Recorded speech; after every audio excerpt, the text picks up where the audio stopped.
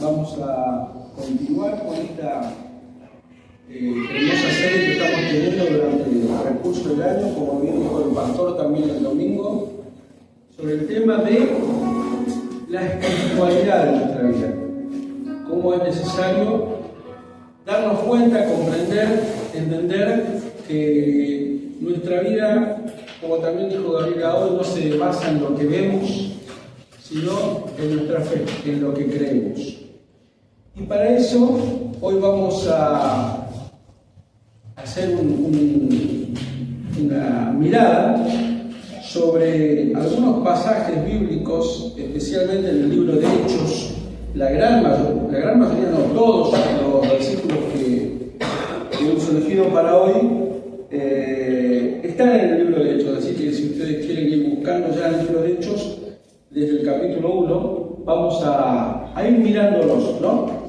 Pero antes quiero comentarles algo para poner en contexto lo que es la noche de hoy. Hay un recurso en literatura que se llama lenguaje fluido. También tiene otro nombre, se llama flexibilidad lingüística. Y también tiene otro nombre que se llama variación expresiva. Ustedes dirán, ¿qué es eso?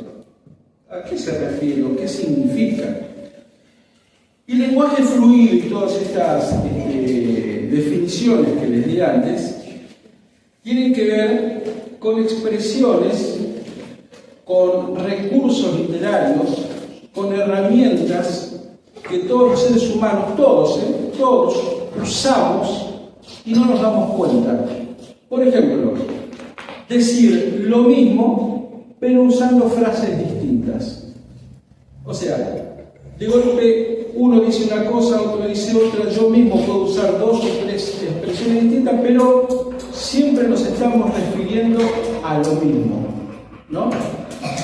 Y hay un ejemplo muy concreto que está en la Biblia, está en el libro de Mateo, que es donde Jesucristo le dice, está hablando con sus discípulos, y en Mateo 19, esto simplemente se los digo como ejemplo, para que puedan entender cuál es ese recurso literario del cual estoy hablando, que se llama lenguaje fluido. En Mateo capítulo 19, versículos 23 y 24, Jesús dice, difícilmente entrará un rico en el reino de los cielos. Dice así. Y en el versículo siguiente, ese es el versículo 23, el versículo 24 dice, más fácil es pasar un camello y por el ojo de una aguja que entrar un rico en el reino de Dios. Fíjense, en el versículo 23 dice, el reino de los cielos. Y en el versículo 24 dice, el reino de Dios. Obviamente, si vamos a lo nominal, vamos a lo que está escrito, está usando dos palabras diferentes. Uno dice el reino de los cielos y el otro dice el reino de Dios. Pero está hablando de lo mismo. Sabemos que el reino de los cielos es el reino de Dios. Eso es un ejemplo práctico y muy sencillo de lo que es el lenguaje fluido. ¿Se comprende? Es decir, o usar palabras distintas para referirse a lo mismo. Y es un recurso literario que usan prácticamente todos los autores de la Biblia, si tenemos en cuenta que cada autor de cada libro de la Biblia fue inspirado por el Espíritu Santo, entonces caemos en la conclusión de que es un recurso literario que Dios usa muy a menudo, frecuentemente, muchas veces. ¿Para qué? Para expresar una idea y para que nos quede más claro en algunos casos. Por ejemplo, si yo le dijera, ¿cómo definimos el océano? En una palabra, ¿cómo decimos océano? Mar. Mucha agua, las son dos. Pero fíjense, el océano es profundo, es inmenso, es mucha agua, tiene biodiversidad, tiene misterio. Fíjense cuántas palabras que se me vienen a la mente en un segundo solamente para explicar o para tratar de transmitir lo que es un océano. Porque si yo digo océano y digo agua, y el agua es verdad, el océano es agua. El océano es mar, el océano es mucha agua, como dijo ella. El océano es, y sí, todas son verdades, pero son una pequeña verdad de todo el conjunto, del gran conjunto, que sirve para expresar lo que es, en este caso, como ejemplo, el océano. ¿Se entiende hasta ahí donde vamos? ¿Sí? Eso es lo que se llama lenguaje fluido. Pero antes de acá, de esto que es simplemente una introducción, y tomamos como ejemplo Mateo, el libro de Mateo, cuando Jesús dice difícilmente entrará un rico en el reino de los cielos, y después dice en el reino de Dios. Como bien sabemos, Jesucristo no se equivocaba, ni Jesucristo decía, uy, se me escapó. No quise decir eso. Todo lo que decía Jesucristo lo decía adrede, a propósito y con un objetivo, y con un claro objetivo de provocar algo en los que estaban escuchando. Y este pasaje se encuentra en el libro de Mateo. ¿Y Mateo a quién fue escrito? A los judíos. A los judíos.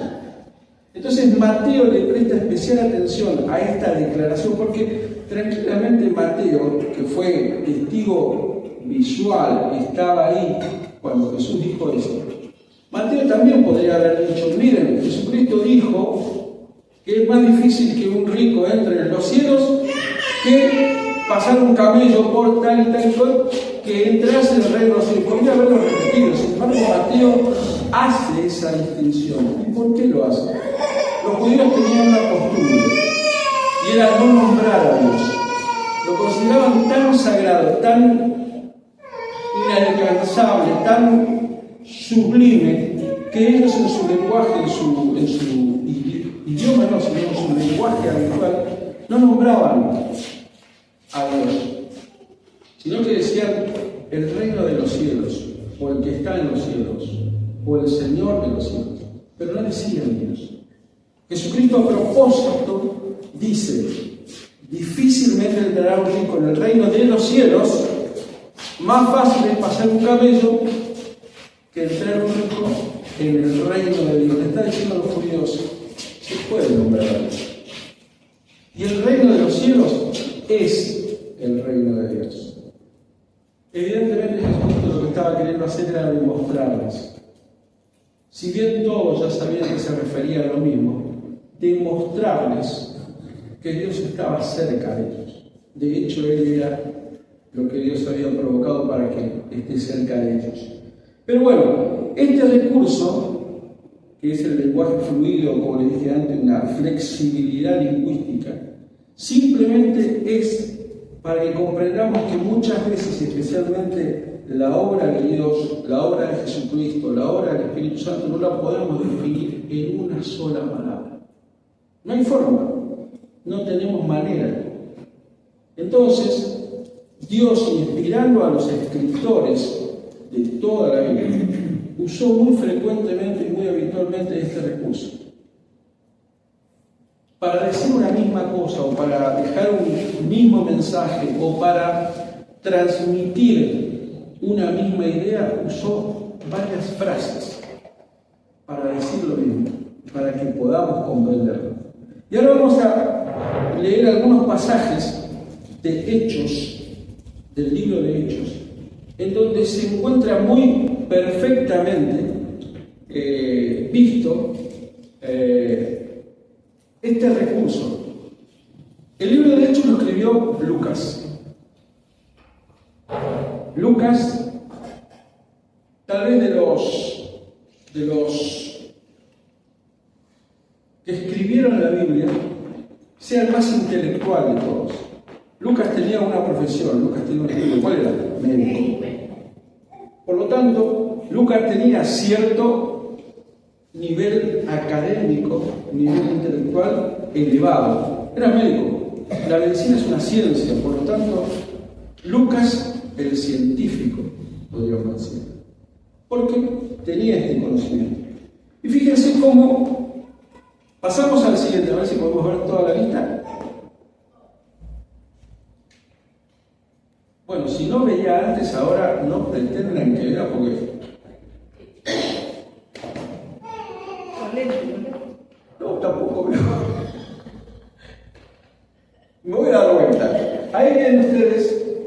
¿Ustedes ven bien? Sí. Gloria a Dios. Ustedes ven ahí 1, 2, 3, 4, 5, 6 pasajes, lo voy a poner un poquito de costado, donde Lucas está mencionando las distintas formas o distintas actividades o distintas expresiones para referirse al Espíritu Santo. Ustedes miren ahí, Hechos capítulo 1, versículo 8, dice: pero recibiréis poder cuando haya venido sobre vosotros. 2:4, fueron todos llenos. Hechos 8:17, recibían. Hechos 9:17, seas lleno. Hechos 10:44, cayó sobre todos, Espíritu Santo. Hechos 10:45, derramase el don. Y en todos esos casos, en todos esos verbos, en todas esas circunstancias, siempre está hablando del Espíritu Santo.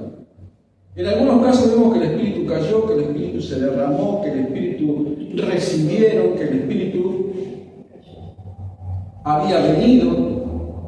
Fíjense, son distintos recursos, o mejor dicho, un mismo recurso, como les dije al comienzo, un recurso literario, pero para diferenciar de qué manera el Espíritu Santo intervenía, actuaba sobre las personas. ¿Sí? Y ahora vamos a verlo, Dios nos permite que con el tiempo podamos hacerlo. Vamos a ver algunos de estos pasajes. El primero que tenemos es 1:8, vendrá sobre. Muy sofisticado este PowerPoint. El primero que encontramos es 1:8. Vendrá sobre. A ver qué dice, vamos a leerlo de la Biblia. Hechos capítulo 1, versículo 8. Dice: pero recibiréis poder cuando haya venido sobre vosotros el Espíritu Santo, y me seréis testigos en Jerusalén, en Judea, en Samaria y hasta lo último de la tierra. Fíjense, el Espíritu Santo en este caso, en 1:8, ¿cuál es la acción que hace? Venir sobre vosotros. ¿Cuál es la idea que nosotros tenemos al leer este pasaje? El Espíritu Santo está arriba, viene sobre nosotros. ¿Saben? La palabra que se usa acá, en el griego, por supuesto, que el idioma en el que fue escrito el Nuevo Testamento, es la conjunción de dos palabras. Una significa sobre y la otra significa venir. Por lo tanto, está bien traducido, es venir sobre. Pero tiene una connotación o una diferencia con respecto a algo que viene, sino que es algo que viene específicamente a un objetivo, no es algo que cae. La lluvia viene de arriba también. Y la lluvia cae en general, no hay una zona que dice la lluvia, voy a apuntar a ese arbolito, voy a apuntar a esa cabeza de esa persona que... La lluvia cae, viene también sobre nosotros. Sin embargo, este verbo lo que está denotando es que cae precisamente sobre alguien. Por lo tanto, este verbo que se llama eperchomai, difícil, significa caer específicamente sobre algo o sobre alguien. Es como, por ejemplo, cuando regamos una planta, nosotros estamos tirando agua. ¿Y estamos tirando agua en general o vamos y tiramos justo donde está la planta? En ese caso, se está usando el mismo verbo que se usa en Hechos capítulo 1, versículo 8. Eperjomai. Yo estoy eperjomai el agua. Estoy tirando el agua específicamente en un lugar. En este caso, versículo 8, pero recibiréis poder cuando haya eperjomai sobre vosotros. Precisamente sobre vosotros. Por lo tanto, el Espíritu Santo no cayó así porque sí, vino específicamente, direccionadamente, objetivamente a las personas que estaban ahí. ¿Sí? Eso en el capítulo 1, versículo 8. Capítulo 2, versículo 4, es el siguiente, ¿no? Que está ahí. Dice: y fueron todos llenos del Espíritu Santo y comenzaron a hablar en otras lenguas, según el Espíritu le daba que hablasen. Acá fueron todos llenos. Este verbo lo vimos creo que el jueves pasado. Hay un verbo que es paz, perdón, una palabra, no es un verbo, paz, y la otra es pleto. Esto creo que sí lo vimos el jueves pasado. ¿Se acuerdan ustedes qué significa pleto en griego? Lleno. Lleno. Entonces, fueron todos llenos. ¿Qué dice acá? La palabra griega es paz, que significa todos. No dice una parte, algunos sí, algunos no. No dice los que estaban más cerca de Pedro. No dice los que ya conocían a Cristo de antes. ¿Qué dice? Todos. Todos. Todos. Y pleto, llenar, es una llenura absoluta, una llenura total, una inundación. Se llenaron significa que están completos, llenos. Pero en el sentido que se está usando acá, significa lleno del Espíritu. ¿Para qué? Para gobernar sus acciones. Ustedes me dirán, ¿y por qué? ¿Dónde dice eso? Por ejemplo, en Lucas 4, versículo 28, dice que los de la sinagoga, Lucas 4, versículo 28, dice que los de la sinagoga se llenaron de ira en contra de Jesús. Y la palabra que se usa en Lucas 4, 28 también es pleto.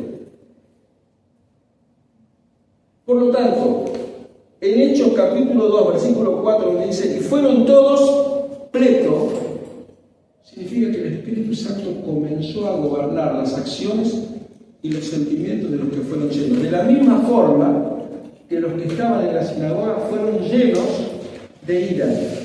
¿Llenos de ira qué es? De bronca, de odio. Y el odio y la bronca y la ira los dominaba, los manejaba, los manipulaba. Por lo tanto, la palabra pleto del griego significa eso, estar lleno para que eso que te está llenando te domine. En este versículo, particularmente, Hechos capítulo 2, versículo 4, dice, y fueron todos llenos del Espíritu. ¿Para qué? Para que el Espíritu lo dominase. Es la misma palabra. Por lo tanto, este es el contexto del capítulo 2, versículo 4. Y fueron todos llenos. El Espíritu Santo domina. Es lo que quiere para tu vida también y para la mía. El siguiente, capítulo 8, versículo 17.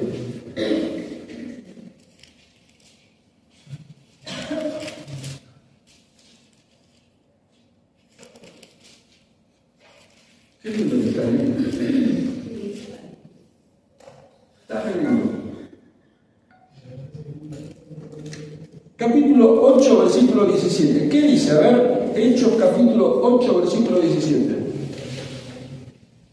Entonces les ponían las manos y recibían el Espíritu Santo.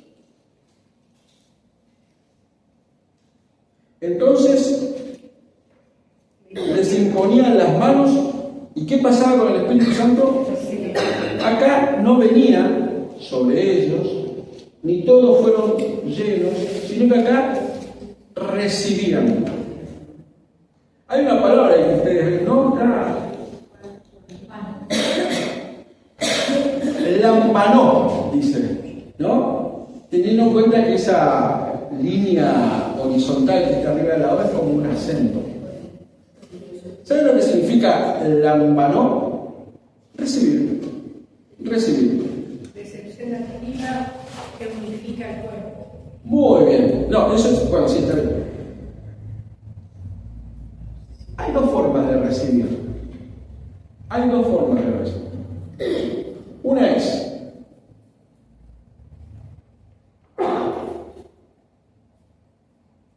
ustedes vienen y me traen un regalo y me dicen, pero tenés que ir a buscarlo a tal lado.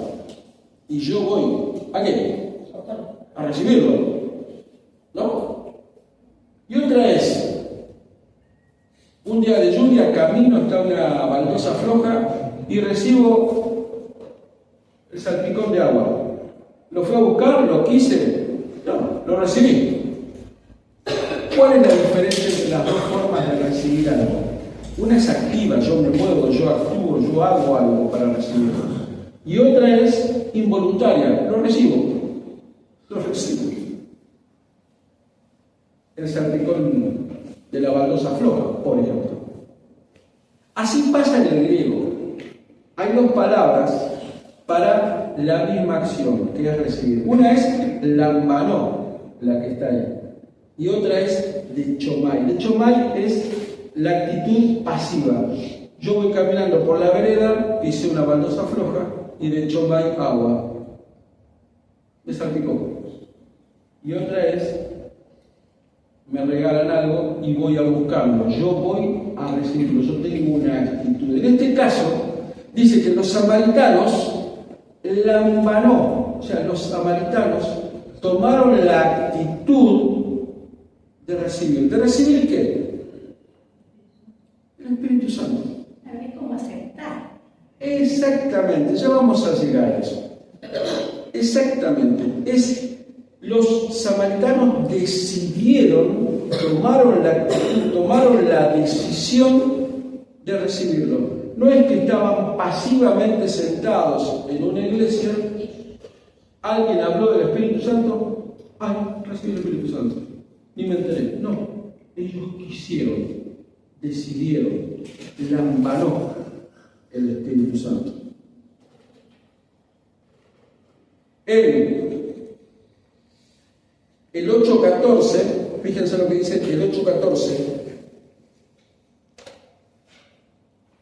Cuando los apóstoles que estaban en Jerusalén oyeron que Samaria había recibido la palabra de Dios, enviaron allá a Pedro y a Juan. Acá la palabra que se usa no es lambanó, sino es dechomai. Como que los samaritanos escucharon la palabra pasivamente. ¿Se comprende la diferencia? ¿Se entiende la diferencia? ¿Sí? En Juan capítulo 1, versículo 12 dice, pero a todos los que le recibieron, les dio la potestad de ser hechos hijos de Dios. Y ahí también aparece la palabra recibieron, pero lambanó, muy bien. Ellos tomaron la decisión de aceptar al Señor. Por lo tanto, los samaritanos lambanó el Espíritu Santo. Ahora, ¿por qué los samaritanos recibieron el Espíritu Santo y no cayó sobre ellos el Espíritu Santo? Fíjense qué línea tan delgadita, qué diferencia puede haber. A ver si alguien conoce, ¿no? ¿Por qué los samaritanos recibieron y no, como leímos hace un ratito, cayó sobre ellos o vino sobre ellos el Espíritu Santo? Parece lo mismo, pero no es lo mismo. Eran gentiles. Es una de las razones. Si vamos afinando un poquito más, les cuento. porque ellos lo permitieron. Porque ellos dieron permiso a que entre el Espíritu Santo. Bueno, en realidad eso lo hacemos todos también, ¿no? Dios nos llama y el que abre la puerta. Pero acá hay un contexto bastante interesante que Pablo lo deja Lucas es el que escribe Hechos, lo deja muy claro. Los samaritanos y los judíos se odiaban.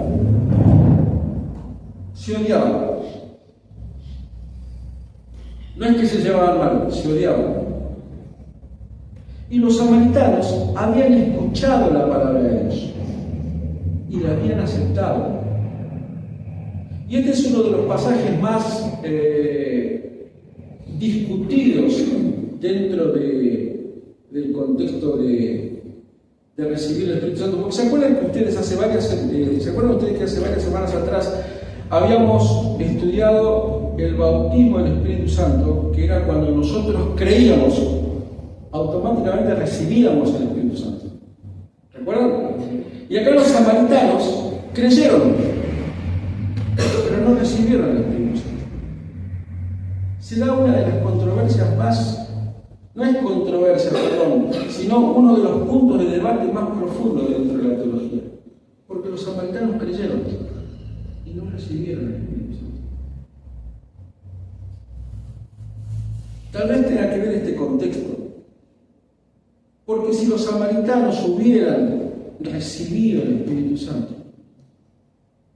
probablemente en el origen mismo de la iglesia siempre hubiese habido dos iglesias: la iglesia de los samaritanos y la iglesia de los judíos. Y la iglesia es una sola. Porque fíjense, si uno sigue leyendo la historia, que los samaritanos debieron esperar la llegada de los apóstoles, los cuales después les imponían las manos y ellos recibían el Espíritu. Por lo tanto, los samaritanos también recibieron el Espíritu Santo. Pero tuvieron que esperar sí o sí la llegada de Pedro y de Juan, los cuales, imponiendo sus manos, ellos recibían. Lucas podría haber usado el verbo de cayó sobre ellos, que ahora lo vamos a ver. O podría haber usado el verbo de vino sobre ellos, que ya lo vimos. O podría haber usado el verbo recibieron. Pero sin embargo usó el verbo lamparó, que significa que tuvieron la actitud, la decisión de recibirlo. ¿Se entiende? Este es uno de los pasajes que más tenemos que pedirle a Dios que nos dé comprensión. Dice 1 Tesalonicenses capítulo 2, versículo 13, cuando recibieron lamparó. Pero a ver, yo creo que el tema ahí, porque para mí la mano es aceptar de modo propio, o sea, yo acepto porque quiero. A lo mejor es esa la diferencia, pero nosotros en los que reciben porque te cae, es diferente a vos aceptarlo, a vos buscarlo, a vos pedirlo. No tendrá que ver con eso, que ellos realmente lo necesitaban, lo querían. Pero en los casos anteriores donde vimos que el Espíritu Santo recibió, no, que el Espíritu Santo fue recibido o cayó sobre o venido sobre, claro, eran personas que habían aceptado, o sea, no es que aceptaron la verdad, aceptaron el Evangelio. Sí, pero es como que uno se iba más abierto, entonces directamente Dios, bueno, está. En este caso, me parece a mí que si no eran aceptados como que de modo propio, como que a ver, sí lo recibimos, pero es como que la aceptación tenía que ser específica.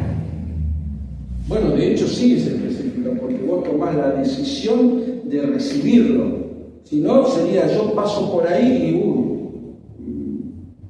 me tocó. Claro, por eso, en el caso de los que somos cristianos, por así decirlo, que ya venimos con el conocimiento que, o los judíos, era como que me da la sensación a mí que Dios ya sabía que iban a ser aceptados porque eran su pueblo. Los samaritanos no. De hecho, no aceptaban a sus hijos propios como los judíos. Entonces, a lo mejor necesitaban eso de aceptar de modo propio para que Dios pudiera ingresar. Pero los samaritanos eran judíos, pero eran de Israel, no eran de Judá. Eran del pueblo de Israel, siguen siendo del pueblo de Israel. Entonces no aplicarían, no son gentiles. Ellos eran judíos, pero de las otras tribus, de las otras tribus que ortodoxos. Claro, de Israel. Y Judá, cuando se separaron los reinos. Entonces eran en esencia judíos.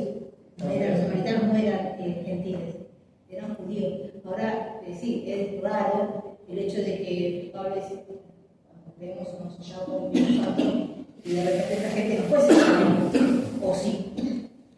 Después tuvo que recibir que... Es que precisamente lo que se está produciendo ahora acá en este momento, imagínense ustedes, de hace 2000 años se viene hablando de lo mismo, porque sería, en un modo humano de explicarlo, sería,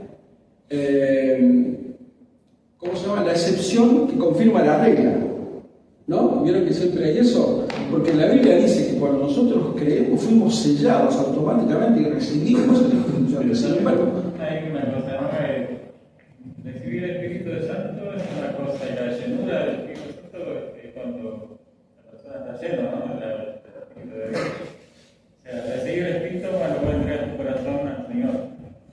Pero la llenura del Espíritu Santo viene como así con búsqueda, ¿no? Con acercamiento más a Dios. Pero acá ellos creyeron, recibieron la palabra, creyeron, Sí. entonces ya creyeron, pero no cayó el Espíritu Santo, no fue sellado, porque después tuvieron que venir los discípulos a orar por ellos para que recién ahí reciban el Espíritu Santo. Es como una contradicción en sí misma. bueno, precisamente uno de los argumentos que más peso tiene es precisamente eso, el de la profunda y fuerte rivalidad que había entre los dos grupos. Y de alguna manera los samaritanos necesitaron que Pedro y Juan vinieran y que les impusieran las manos, y ahí recibieron el Espíritu Santo. Porque realmente era tal la rivalidad y tal la grita que había entre los dos grupos, que si no hubiera sido de esta forma, los samaritanos hubieran dicho, Dios es nuestro. Y los de la iglesia original, es decir, los 12 discípulos, hubieran dicho, no, pero Jesús vivió con nosotros, sí, pero nosotros también recibimos el Espíritu. Por lo tanto, el Dios nuestro es el que... Y muchos concuerdan en que la forma en que Dios zanjó esta diferencia es, la iglesia es una sola. Y de esta manera los samaritanos estaban reconociendo la autoridad espiritual de los apóstoles para determinar que la iglesia era una sola, no la iglesia de los samaritanos y la iglesia de los judíos. Era una sola. En definitiva, como bien dijeron ustedes, todos recibieron el Espíritu Santo. Todos. Pero todos de un mismo Dios, no de dos grupos distintos. Imagínense ustedes simplemente por un momento que los de Samaria hubieran recibido al Espíritu Santo. Habría una disputa eterna, continua, permanente, creo que hasta el día de hoy, afirmando que ellos eran la verdadera iglesia, menospreciando la otra, y a su vez la otra también. Acá Dios queda todo zanjado y es una sola iglesia, un solo espíritu, un solo Dios. Y los samaritanos aceptaron esta autoridad que provenía de Dios y provenía del Espíritu Santo, diciendo, nosotros necesitamos que nos imponga las manos, y ahí recibimos el Espíritu Santo. ¿Sí? Vamos al otro. Capítulo 9, versículo 17.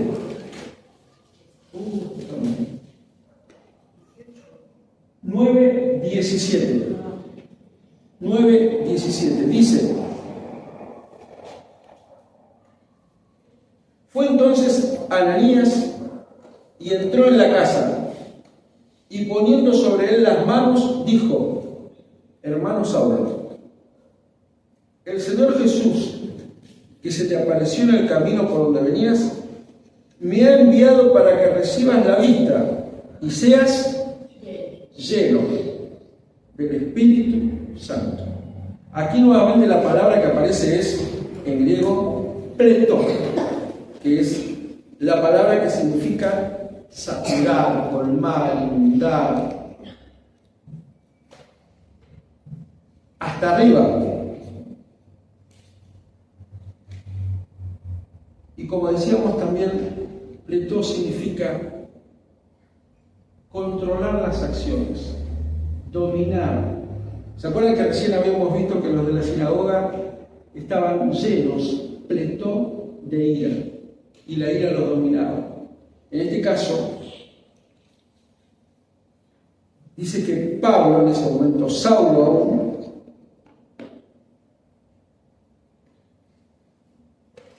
versículo 17 al final, y seas lleno del Espíritu Santo. En el capítulo 9, versículo 1, en este mismo capítulo, dice: Saulo, respirando aún amenazas y muerte contra los discípulos del Señor, vino al sumo sacerdote. El pasaje no lo dice, pero Saulo, ¿de qué estaba lleno? De odio. Dice que respirando aún amenazas y muerte. Qué expresión más gráfica, ¿no? Respiraba amenaza y muerte. O sea, la vida de él era odio. Los detestaba a los cristianos. Y acá Ananías dice: hermano, el Señor que te apareció en el camino me envió para que ore por vos, para que recuperes la vista y seas lleno del Espíritu Santo. Versículo 15 y 16 dice: el Señor le dijo: ven, porque instrumento escogido me es este, para llevar mi nombre en presencia de los gentiles y de reyes y de los hijos de Israel, porque yo le mostraré cuándo le es necesario padecer por mi nombre. Pablo necesitaba ser lleno del Espíritu Santo para poder soportar todo lo que después venía, si no, no lo hubiera podido soportar. Dice, como recién leímos en el versículo 15, para que mi nombre sea llevado en presencia de los gentiles, porque yo le mostraré cuánto le es necesario padecer por mi nombre. Pablo ya lo estaba anticipando el Señor, iba a padecer a causa del Señor. Si Pablo no era lleno del Espíritu Santo, no iba a poder padecer. Dios le estaba dando las herramientas, Dios le estaba dando el soporte, Dios le estaba dando la fuerza para poder padecer y para poder soportar todo esto.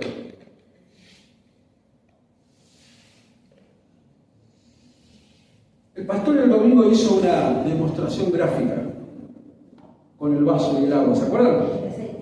Y el aceite. El vaso tenía aceite. En el caso de Pablo era odio. Respiraba amenaza, respiraba muerte. La única forma de poder soportar todo lo que después venía en su ministerio era si ese odio, esa muerte, esas amenazas que él respiraba. Dice, respiraba odio significa que todo el día estaba pensando en cómo destruir a los cristianos, cómo matarlos, cómo torturarlos, cómo hacerlos desaparecer de la faz de la tierra. Ese era su centro de vida, él estaba todo el día en eso. El vaso de Pablo tenía aceite abajo. La única forma de sacar el aceite era entrando agua, el Espíritu. El Espíritu sacó todo eso.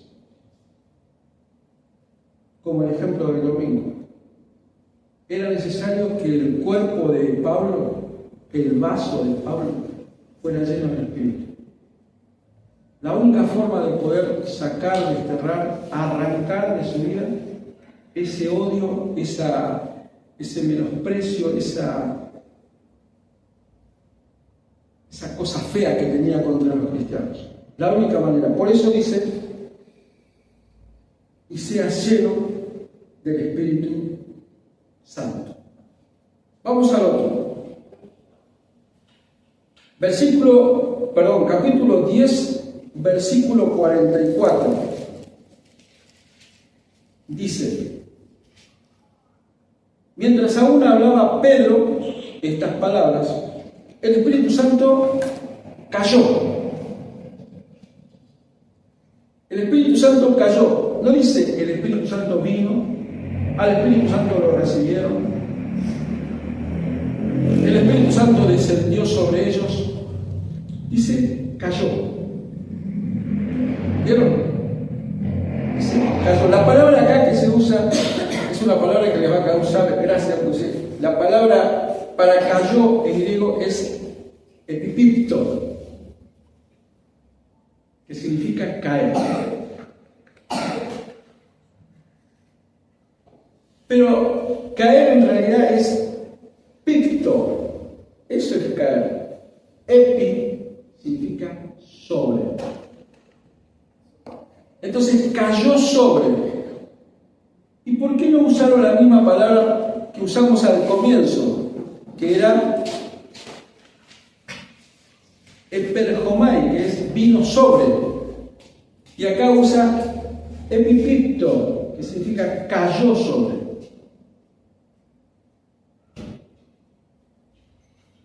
No es una forma accidental o cayó circunstancialmente. Cayó sobre ellos en forma determinada, objetiva de parte de Dios. Fíjense, este es el único caso en la Biblia en donde el Espíritu Santo cae sobre los que están escuchando en medio de la predicación. No terminó de predicar Pedro. No terminó de predicar. Ni hizo un llamado, ni se pusieron a cantar. Estaba predicando, el Espíritu Santo cayó en ese momento. Ahora, ¿dónde estaba predicando? En la casa de Cornelio. ¿Quién era Cornelio? Gentil. No era judío, ni era uno de los discípulos. Los gentiles eran menospreciados por los judíos. Nosotros somos el pueblo elegido, nosotros somos los que Dios determinó amarnos. ¿A ustedes quiénes son? ¿Quiénes son ustedes? No existen. No están. Dios a ustedes ni los tiene en cuenta. Dice que Pedro estaba predicando y el Espíritu Santo cayó. ¿Sobre quién? Sobre los que los judíos decían, a ustedes Dios no los tiene en cuenta. No hubo llamado, no hubo invitación al altar, no hubo palabras de nada, sino simplemente cayó. Esto demuestra que Dios, que el Espíritu Santo y el amor de Dios es para todos, no para nadie más. Ya pasó con los samaritanos, ahora pasa con los gentiles. Pero fíjense, esta palabra tiene algo tan lindo. Esta misma palabra, epipipto, que significa caer, y no de manera accidental, sino epipipto también significa una decisión de caer. O sea, el Espíritu Santo decidió caer sobre los que estaban escuchando. Este mismo verbo, ¿se acuerdan ustedes de la historia del hijo pródigo? El padre, cuando lo vio al hijo desde lejos, ¿qué hizo? Salió corriendo. ¿Y después qué hizo? La Biblia dice, se echó sobre su cuello. ¿Y sabe cuál es la palabra que usa? Epipipto. Y el padre epipipto sobre su hijo. Deliberadamente, intencionalmente, decididamente, el padre se arrojó, se tiró, se abalanzó sobre su hijo. El Espíritu Santo deliberadamente, intencionalmente, se abalanzó sobre los que estaban escuchando la predicación. Es la misma palabra. Y hay otra más. En Hechos capítulo 20, versículo 37, Pablo estaba despidiéndose de algunos hermanos. Entonces hace llamar a los ancianos de la iglesia de Éfeso. 3 años estuvo con ellos. Entonces los llama y para no perder tiempo, no me acuerdo cómo era la ciudad donde él estaba en ese momento. Los llama, hace llamar a los ancianos de la ciudad de Mileto. Los hace llamar y se despide de ellos. Pero antes de despedirse, ora con ellos. Y les dice, no me van a volver a ver. Ya estuve 3 años con ustedes, tengo que ir a Jerusalén y no sé qué me espera en Jerusalén, no sé qué va a pasar, solamente Dios sabe, pero me encomiendo en las manos de Dios, por lo tanto me despido de ustedes. ¿Qué hicieron los ancianos? Lloraban y se echaban en el cuello para despedirse y para besar. ¿Cuál es el verbo que usa acá? Decididamente, determinadamente y con un objetivo, caían, en este caso, sobre el cuello del hijo pródigo, sobre el cuello de Pablo, y en este caso el Espíritu Santo, excepto sobre los que escuchaban la predicación. O sea que no fue que cayó circunstancialmente, sino que fue decididamente. Vamos al otro. 10:45 dice, 10:45. Y los fines de la circuncisión, ¿qué no estaba hablando? Pensé. Y los fines de la circuncisión, que habían venido con Pedro, se quedaron atónitos de que también sobre los gentiles se derramase el don del Espíritu Santo. ¿Cuál es acá el verbo que usa? Derramar. Derramarse. ¿Saben cuál es el verbo griego? Ekcheo. Ustedes lo ven ahí, ¿no? Sí. Siempre me olvido. ¿Saben qué significa ekcheo? La definición, la descripción exacta de este verbo es derramar por completo, es agarrar un balde y darlo vuelta, que no quede nada dentro. Yo, por ejemplo, cuando llevo un balde y lo doy vuelta para vaciarlo, ¿qué es lo que estoy haciendo? Ekcheo. Estoy derramando. No quiero que quede nada en el balde. El verbo que se usó acá es 10:45. Y habían venido con Pedro, se quedaron atónitos de que también sobre los gentiles, el Espíritu Santo se derramó, no quedó nada, la misma expresión, no quedó nada. ¿Saben ustedes lo que es la Septuaginta? La Septuaginta es una Biblia que fue traducida al griego. Eran 70 eruditos griegos que tradujeron el Antiguo Testamento al griego. ¿El Antiguo Testamento en qué idioma se escribe? En hebreo. Estos eran personas que tradujeron el Antiguo Testamento del hebreo al griego. Y por ejemplo, en Levítico, en donde está todo el sistema de sacrificios y todo el sistema que usaban en la antigüedad para hacer ofrendas a Dios. ¿Recuerdan ustedes, si lo habrán leído, que había derramamiento de sangre? La palabra que se usaba para derramar la sangre sobre el altar de las ofrendas, no quedaba nada. Se derramaba absolutamente, totalmente, completamente. La misma palabra que se usa acá en Hechos 10:45, y se derramó el Espíritu Santo ¿sobre quién? Sobre los gentiles.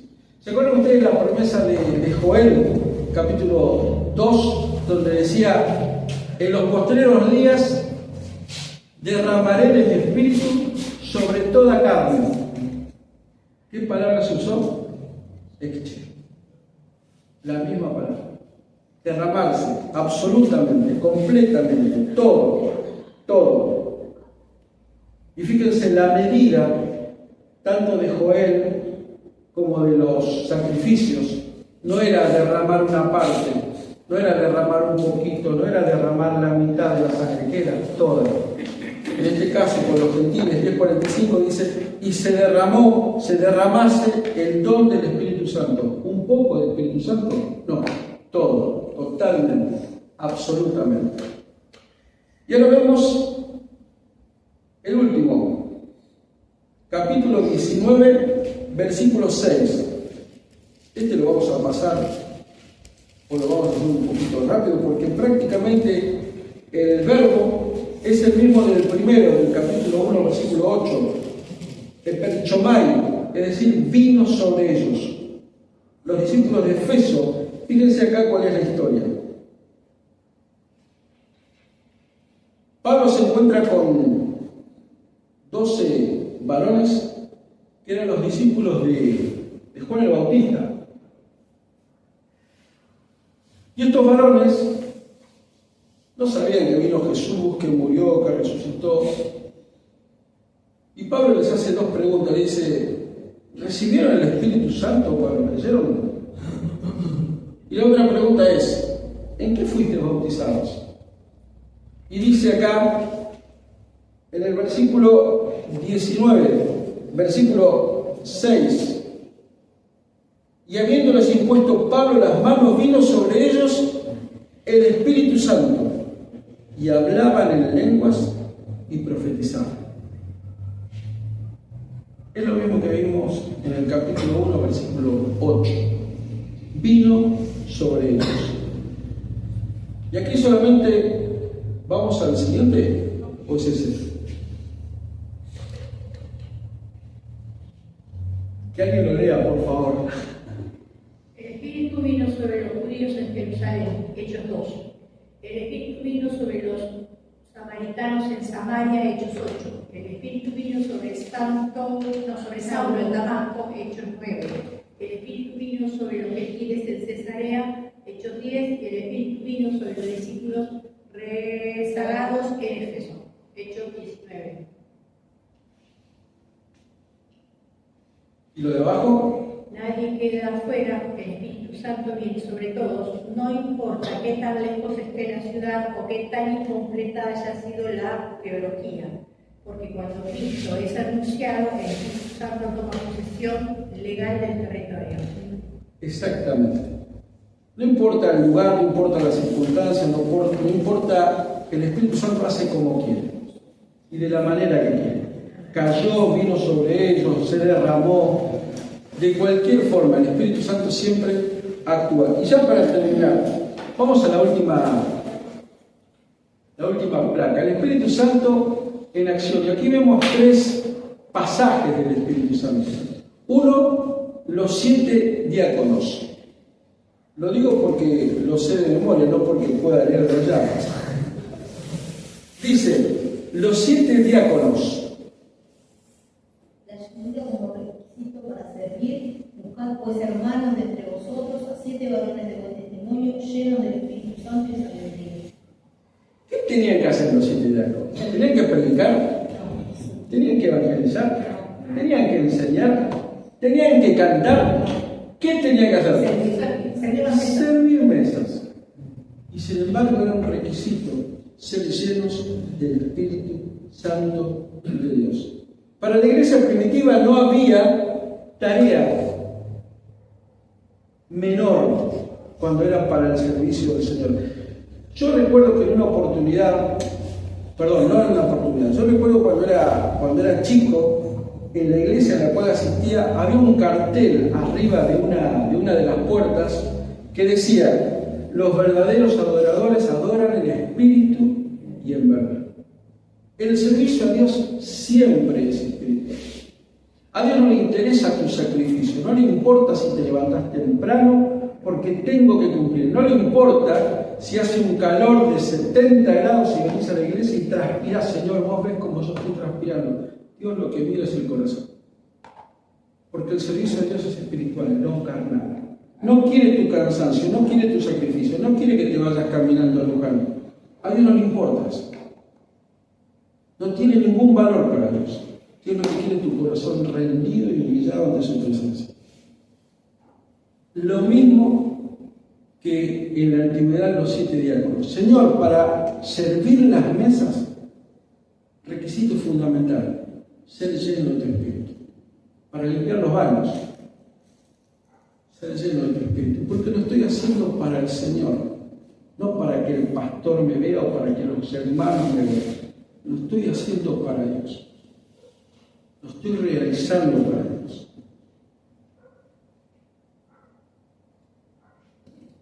La segunda historia es Bernabé en Antioquía. Colosenses capítulo 3, versículo 23 dice: y todo lo que hagáis, hacedlo de corazón, como para el Señor. Bernabé en Antioquía dice: porque era varón bueno y lleno del Espíritu Santo y de fe, y una gran multitud fue agregada al Señor. Estamos en el libro de los Hechos. El que escribió el libro de los Hechos es Lucas. Y Lucas no dice que Bernabé era un gran predicador, era elocuente, era brillante, conocía mucho la Biblia, sabía un montón de teología. ¿Qué es lo que dice de Bernabé? Dice, lleno del Espíritu Santo y de fe. Y como consecuencia de eso, ¿qué es lo que dice el versículo?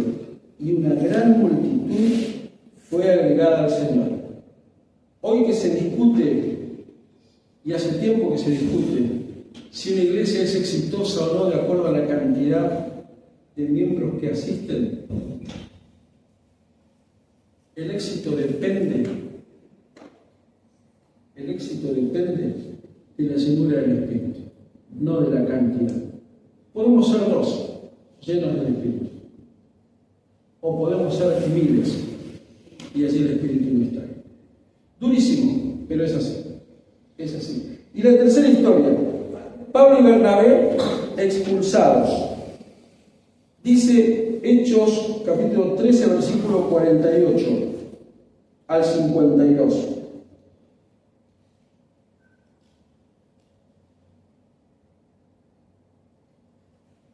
Pablo y Bernabé habían sido expulsados de la ciudad donde estaban predicando. Y sin embargo dice, pero ellos sacudieron contra ellos el polvo de sus pies, y los discípulos estaban llenos de gozo y del Espíritu Santo. Si uno lo mira con ojos humanos, si uno lo mira con ojos carnales, ¿cómo le fue a Pablo y a Bernabé en su lugar? Mal, un fracaso, un desastre. Les tiraron piedras, los corrieron, los asaltaron, le gritaron, le tiraron agua. Un desastre absoluto. Y sin embargo dice, y los discípulos estaban llenos de gozo y del Espíritu Santo. El Espíritu Santo no le importan las circunstancias. Por lo tanto, cuando peor nos van las cosas, nunca dejemos de mirar con los ojos del Espíritu, no con los ojos carnales. Lo que el enemigo quiere es que te frustres, es que te sientas menos, es que te sientas un fracasado, es que te sientas un derrotado. Fíjense el ejemplo de Pablo y Bernabé. En medio del fracaso humano, o por lo menos los ojos humanos, estaban contentos y llenos del Espíritu Santo. Cuando la enfermedad te ataca, cuando el problema económico te ataca, cuando problemas familiares te atacan, lo que quiere el diablo es que vos te debilites. Pero Pablo y Bernabé cantaban de alegría. Por lo tanto, el Espíritu Santo no tiene en cuenta las circunstancias. 3 ejemplos para servir las mesas, en el caso de los diáconos, que simbólicamente significa para una actividad rutinaria, habitual, diaria, no de grandes carteles. Va a predicar en una campaña con 5.000, 10.000, 20.000, no, hay que servir las mesas. Para ir a comprar el pan todos los días. Para limpiar la casa todos los días. Ser lleno del Espíritu Santo. El Espíritu Santo, en el caso de de Bernabé, Lucas no dice que era un gran predicador, ni elocuente, ni tenía facilidad de palabra. Dice que estaba lleno del Espíritu Santo. Y acá, nuevamente Bernabé, fíjense, ahí tenía éxito. Y las multitudes, y una gran multitud fue agregada al Señor. Bernabé, ahora Bernabé, que estaba con Pablo, a los ojos humanos fracasó. Pero aún así, estaba gozoso y lleno del Espíritu. El mismo Bernabé, en un lado exitoso, pero no por él, porque estaba lleno del Espíritu. En otro caso, fracasó a los ojos humanos, pero seguía estando lleno del Espíritu Santo. El Espíritu Santo es fundamental en nuestra vida. Fundamental en nuestra vida. No podemos vivir sin llenura del Espíritu Santo. Lo venimos diciendo desde hace tiempo y seguramente ustedes lo han escuchado a través de toda su vida, a través de distintas predicaciones, meditaciones y comentarios que han leído, que han escuchado. Dios quiere que vivamos plenamente, continuamente, llenos del Espíritu Santo. No significa que todo nos va a salir bien. Fíjense, recién acabamos de leer. Significa que es la condición que Dios quiere para nosotros. Y es condicionante. ¿Se acuerdan cuando leímos en Efesios? No os embriaguéis con vino, en lo cual hay disolución. Antes bien ser llenos del Espíritu Santo. Es una orden. Es una orden. Y el que no cumple una orden, ¿qué es? Desobediente. Y en la obediencia hay bendición. No hay gris. O es blanco o es negro. No hay gris. Bendito Señor, te doy gracias por esta noche. Señor, permití que estas palabras queden impregnadas en nuestro corazón, en nuestra vida, porque lo que necesitamos no es más de nuestras fuerzas, sino apoyarnos en vos, Señor. Total y absolutamente en vos. Una y otra vez nos hablás y nos advertís y nos decís que estás ahí, queriéndonos llenar continuamente de tu Espíritu. Permití, Señor, que en cada momento, en cada lugar, tu Espíritu brille en nuestra vida, Señor, en el trabajo, en la escuela, en la calle, en nuestra casa, para nuestros parientes que no te conocen. Que tu Espíritu sea nuestro resplandor, para que tu gloria, para que tu amor llegue a esas personas. Ese es el tipo de vida que vos querés para nosotros, lleno de amor, lleno de luz, lleno de poder. Enseñanos a aceptarlo, Señor, y enseñanos a buscarte cada día más. Te damos las gracias por esta palabra que nos diste y te rogamos que nos acompañes todos los días, Señor, sabiendo que esa promesa se cumple. Solo te pedimos que nosotros podamos entenderla, comprenderla, asimilarla en nuestra vida. Gracias, Padre, en el nombre de Jesús. Amén.